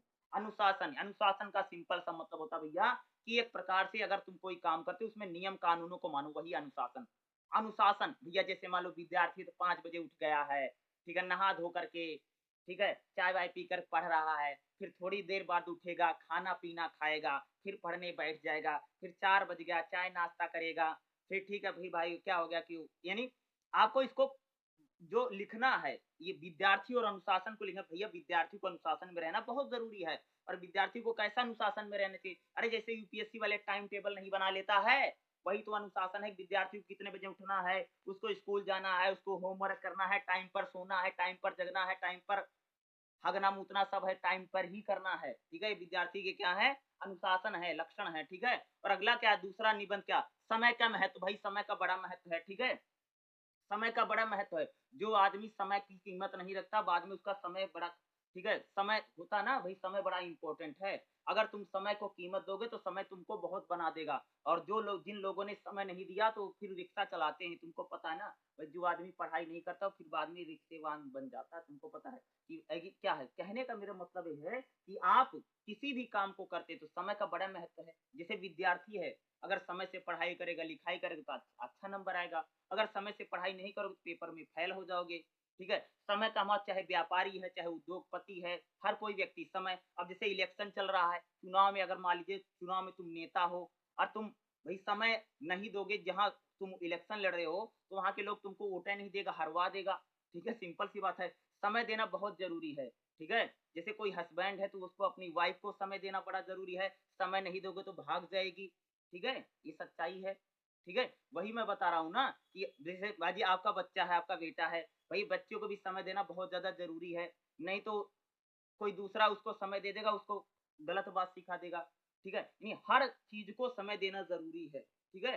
यानी जैसे मान लीजिए आप किसी कहीं काम करते हो, ठीक है, जैसे मान लो भाई किसी दो या आप नौकरी करते हो, नहीं घर को भी समय दो, माँ बाप को भी समय दो, बीवी बच्चों को भी समय दो, ठीक है, और आप नौकरी चाकरी करते हो उसमें, ये दोनों को बराबर समय देना चाहिए, ठीक है। ये नहीं कि नौकरी करता सारा समय नौकरी में दे रहा है, घर परिवार पर ध्यान नहीं दे पा रहा है, ठीक है, बीवी बच्चे क्या कर रहे हैं कुछ पता ही नहीं चल रहा उसको, ठीक है, सारा सारा ध्यान उसका नौकरी में लगा, सिर्फ बस मीटिंग कर रहा दिन भर, ठीक है भैया, क्या है, समय का बड़ा महत्व है। एक बात बताओ, अगर कोई इंसान अगर घर में भी समय देगा और नौकरी में समय देगा तो दोनों चीजें अच्छे चलेंगी। घर में समय नहीं दोगे, रोज झगड़ा होगा, तुमको तुम थके हारे होगे, रोज लड़ाई होगा, माँ बाप भी लड़ाई करेंगे। अगर तुम मान लो नौकरी में समय दे दोगे तो वहां पर तुमको नौकरी वाला निकाल देगा। क्या है, समय का क्या है भाई, बड़ा महत्व है। विद्यार्थी के लिए भी, हर व्यक्ति के लिए समय का महत्व है। अब जैसे पढ़ाने वाला, अगर मैं समय से नहीं पढ़ाऊंगा तो सारे बच्चे फेल हो जाएंगे, सिंपल सी बात है ना भाई। अगर बच्चा नहीं पढ़ेगा तो फेल हो जाएगा समय से। तो अगर मैं पढ़ाने का काम मेरा है, अगर मैं भी नहीं पढ़ाऊंगा तो क्या है भाई, मेरा भी तो समय देना जरूरी है आप लोगों को ना। जैसे क्लास पढ़ानी होती है तो भाई समय से मैं वीडियो डालूंगा आपके लिए, ठीक है। ऐसा नहीं कि पेपर हो जाने के बाद वीडियो डाल रहा हूँ, ऐसे फिर क्या है, इस समय का कोई मतलब है नहीं बचेगा ना। टाइम से पढ़ाऊँ, समय से पढ़ाऊँ, ठीक है, समय से आपकी क्लास हो। समय कहने का मतलब क्या है कि भाई मेरा मतलब है कि पेपर से पहले जो समय है उसको यूज कर लो। जैसे तुम सबका पेपर का समय आ गया है, भाई इस समय का यूज कर लोगे तो आपके लिए फायदा रहेगा। इसका समय का महत्व है। अगला देखिएगा, हमारा 8वां क्वेश्चन क्या है, निम्नलिखित में से किन्हीं 5 प्रश्नों को संधि विच्छेद। भैया संधि विच्छेद हर साल आता है और किताब में जितनी संधि विच्छेद दे रखा है उसी में से पूछा जाता है। इस बात को याद रखिएगा। जैसे इसमें संधि विच्छेद क्या है, जैसे सच्चिदानंद, दिग्गज, स्वेच्छा, जगन्नाथ, प्रश्नोत्तर और दुर्गति, यानी 6 आता है और 6 में से कह सकते हैं इनकी कितनी करनी है, अरे 5 करना है संधि विच्छेद, ठीक है। और ये 2-2 नंबर का होगा। संधि विच्छेद कर लेना। और संधि विच्छेद इसकी कैसे करना, चलिए मैं आपको संधि विच्छेद भी बता देता हूँ कि आपको लोगों को ये कैसे करना और किस प्रकार से करना होगा। जो आपको संधि करनी है तो संधि आपको कैसे करनी है, सबसे पहले हम जो संधि आपको करनी है मैं आपको करवा देता हूँ। सबसे पहले देखो, जैसे जगन्नाथ, ठीक है, तो सबसे पहले आपको क्या करना पड़ेगा, जैसे पॉइंट नंबर 1 डालना और यहाँ पर लिखना जगन्नाथ, ठीक है, आप लिख दिया जगन्नाथ, ठीक है, इसको लिख दिया। और साथ में फिर ऐसे बराबर का निशान लगाना, उसके सामने लिखना जगत, जगत प्लस नाथ, ठीक है, जगन्नाथ हो जाएगा। उसके बाद जैसे आपका पूछा गया ना वगीस, ठीक है, नंबर 2 लिखना, क्या लिखना है आपको, वगीस, वगीस, और ब्लैक पेन से वगीस लिखना है, ठीक है। और वगीस लिख करके ऐसे अंडर ऐसे करना और फिर उसके सामने क्या लिखना, वाक, वाक प्लस ईस, वाक जमा ईस हो जाएगा वगीस, ठीक है। तीसरा अगर संधि विच्छेद की बात करें, जैसे तीसरी संधि विच्छेद नंबर 3 लिखना, तो यहाँ लिखना स्वेच्छा, स्वेच्छा, ठीक है, ऐसे अंडरलाइन किया। तो ये ब्लैक पेन से लिखना स्वेच्छा, और यहाँ पर फिर ब्लू पेन से लिखना है, यहाँ लिखना है स्व प्लस इच्छा, क्या लिखना, स्व प्लस इच्छा हो जाएगा स्वेच्छा, यानी 3 हो गई। अब चौथा डालना, चौथा क्या लिखना, लिखना दुर्गति, ठीक है, यहाँ लिखना दूर, दूर जमा गति, दुर्गति। और फिर 5वां डालना, 5वां में क्या लिखना, प्रश्नोत्तर, प्रश्नोत्तर, प्रश्नोत्तर लिखा ब्लैक पेन से और उसके सामने क्या लिखना, प्रश्न प्लस उत्तर, प्रश्न जमा उत्तर, नहीं प्रश्न जमा उत्तर क्या हो जाएगा, प्रश्नोत्तर। तो ये 5 आपको क्या करनी पड़ेगी, संधि विच्छेद करना पड़ेगा। और यहाँ पर जो आपका चैप्टर नंबर 9 है, इसी में संधि दे रखी है और इस संधि आपको जरूर पढ़ करके जाना है, क्योंकि 5 संधि आपको 6 आएगी, ध्यान रखना 6 संधि आती जिसमें से आपको 5 करनी पड़ेंगी और इनको पढ़ करके जाना बहुत ज्यादा जरूरी है। और इसमें जितनी संधि, पेज नंबर 23 पर जो संधि दे रखी है ये पूरी संधि पढ़ करके जाना है। और यहाँ पर जो बोध प्रश्न में भी संधि दे रखी है, संधि विच्छेद, इसको भी पढ़ करके आप सबको जरूर जाना है। और संधि अगर आपने पढ़ ली तो आपका 10 नंबर क्या हो जाएगा, बिल्कुल कंफर्म हो जाएगा। मेरी बात को याद जरूर रखिएगा, ठीक है, इसको जरूर करके जाना है। इसी के साथ अगर मैं बात कहूं तो आपका जो पूरा क्वेश्चन पेपर है कंप्लीट हो गया है। इसमें जितना पूछा गया था मैंने आपको सारा बताने की कोशिश की है। इसका पहला क्वेश्चन से लेकर के मैंने, अगर आप देखोगे तो मैंने आखिरी और 8वां क्वेश्चन तक बता दिया कि इस क्वेश्चन पेपर को आप लोगों को कैसे सोल्व करना है, ठीक है, इस बात को याद रखिएगा, ठीक है। और खास तौर से निबंध जब भी एग्जाम में आएगा तो आप लोग बना करके निबंध लिख सकते हैं, 2-2.5 पेज में निबंध लिख देना, ठीक है। देखो निबंध को लिखने में कोई हेडिंग नहीं बनती है, क्या, निबंध को निबंध पूरा एक प्रकार से अगर बताऊं, पूरा क्वेश्चन आंसर यानी हेडिंग वेडिंग बना करके निबंध लिखा जाता है। ठीक है? पूरा एक प्रकार से पैराग्राफ टाइप से निबंध होता है, ठीक है? तो निबंध में कोई हेडिंग वेडिंग मत डालना, ठीक है? निबंध पैराग्राफ टाइप से लिखा जाता है, ठीक है? और निबंध आप 1.5 पेज, 2 पेज इतना भी लिख सकते हैं। ऐसा कोई ज़रूरी नहीं कि 2.5 पेज का निबंध लिखा जा रहा है। तो आप लोग निबंध लिखने में 1.5 या 2 पेज का भी निबंध लिख सकते हैं, ये मैं बात बता रहा हूँ, ठीक है? क्योंकि 15 नंबर का निबंध है और निबंध को बेहतर लिखना, ठीक है? स्टार्ट करना और पैराग्राफ बना-बना कर निबंध लिखना। हेडिंग बना के नहीं, पैराग्राफ में जैसे 4-5 लाइन का पैराग्राफ है, फिर अगला पैराग्राफ, फिर अगला पैराग्राफ, इस टाइप से निबंध लिखना है, ठीक है? और ये जो पारिभाषिक शब्द है, ये पारिभाषिक शब्द हर साल आता है, तो एक यानी निबंध पक्का आएगा, पारिभाषिक शब्द आएगा और संधि विच्छेद आएगा, ये कन्फर्म है और ये 3 को करना है और उसके बाद आपको 20-20 नंबर के 3 क्वेश्चन लिखने होंगे। तो इसी टाइप का क्वेश्चन पेपर लगभग हर साल आता है और अभी लेटेस्ट में दिसंबर 2023 में क्वेश्चन पेपर आया था और इसी टाइप से मैं आप सबको 3-4 साल के प्रीवियस ईयर का क्वेश्चन पेपर मैं ज़रूर करवा दूँगा, क्योंकि अगर आप लोग 4-5 साल का प्रीवियस ईयर का क्वेश्चन पेपर सोल्व कर देंगे, तो आपको आइडिया हो जाएगा कि एग्ज़ाम में क्वेश्चन कैसे आते हैं और एग्ज़ाम में क्वेश्चन आपको कैसे सोल्व करना है, ठीक है? क्योंकि ये पेपर आपका 100 नंबर का है, ठीक है? और 100 में से अगर बात कहूँ आपका 35 नंबर ज़रूरी है पास होने के लिए, ठीक है? अगर आपका 34 नंबर आएगा तो आप फेल होंगे और आपको दोबारा पेपर देना पड़ेगा या आपको रीचेकिंग करवानी पड़ेगी, ठीक है? जिसको इग्नू में रिवैल्यूएशन बोलते हैं, ठीक है? इसलिए पेपर अच्छे से दे कर के आना और ये 3 घंटे का पेपर रहने वाला है, ठीक है? याद रखिएगा, कोई दिक्कत वाली बात नहीं, पेपर आसान आता है, पेपर बहुत मुश्किल नहीं आता है, ठीक है? मेरा काम है पढ़ाने का और आपका काम है पढ़ने का। तो जितनी भी चीज़ें बता रहा हूँ, आप लोग अगर उसको फ़ॉलो करके जाएँगे तो पेपर आपका ज़रूर पास हो जाएगा। इसी तरीके से मैं आपको जून 2023 का, दिसंबर 2022 का, जून 2022 का, 2021 का मैं सारे क्वेश्चन पेपर आप सबको ज़रूर करवा दूँगा, ठीक है? अगर आपका कोई सवाल है तो आप मेरे से ज़रूर पूछ सकते हैं, इसमें अगर कुछ आपका बचा हुआ तो।